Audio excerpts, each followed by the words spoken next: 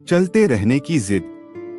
दृढ़ रहने पर प्रेरणादायक कहानी। राजू पिछले 4-5 सालों से अपने शहर में होने वाली मैराथन में हिस्सा लेता था, लेकिन कभी भी उसने रेस पूरी नहीं की थी। पर इस बार वह बहुत एक्साइटेड था, क्योंकि पिछले कई महीनों से वह रोज सुबह उठकर दौड़ने की प्रैक्टिस कर रहा था और उसे पूरा भरोसा था कि वह इस साल की मैराथन रेस जरूर पूरी कर लेगा। देखते देखते मैराथन का दिन भी आ गया और धायं की आवाज के साथ रेस शुरू हुई। बाकी धावकों की तरह राजू ने भी दौड़ना शुरू किया।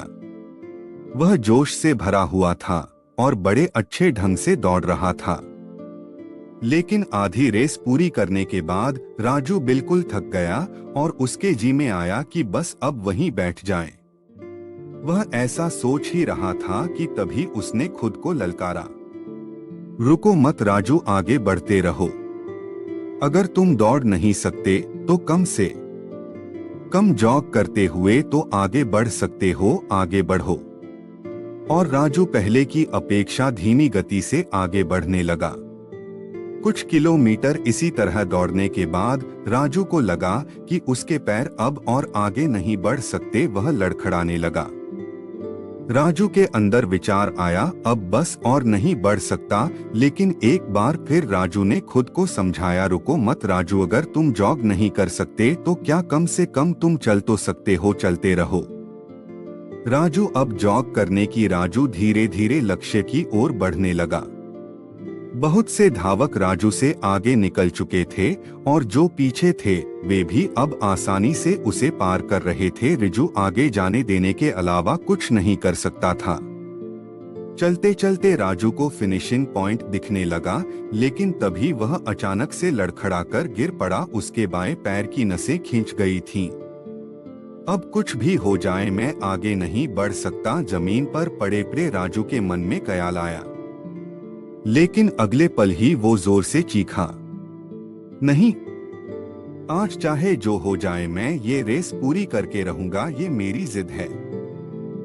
माना मैं चल नहीं सकता, लेकिन लड़खड़ाते ही सही इस रेस को पूरा जरूर करूंगा। राजू ने साहस दिखाया और एक बार फिर असहनीय पीड़ा सहते हुए आगे बढ़ने लगा। और इस बार वह तब तक बढ़ता रहा, तब तक बढ़ता रहा जब तक उसने फिनिशिंग लाइन पार नहीं कर ली।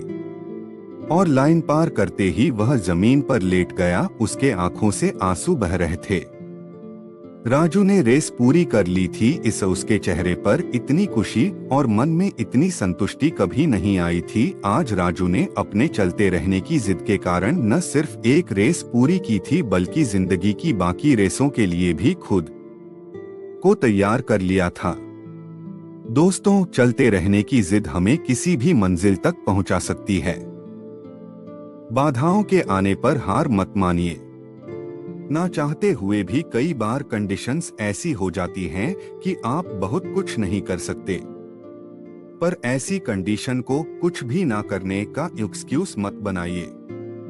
घर में मेहमान हैं, आप 8 घंटे नहीं पढ़ सकते, कोई बात नहीं, 2 घंटे तो पढ़िए। बारिश हो रही है, आप 10 कस्टमर्स से नहीं मिल सकते, कम से कम 2 से 3 से तो मिलिए। एकदम से रुकिए नहीं, थोड़ा थोड़ा ही सही आगे तो बढ़िए।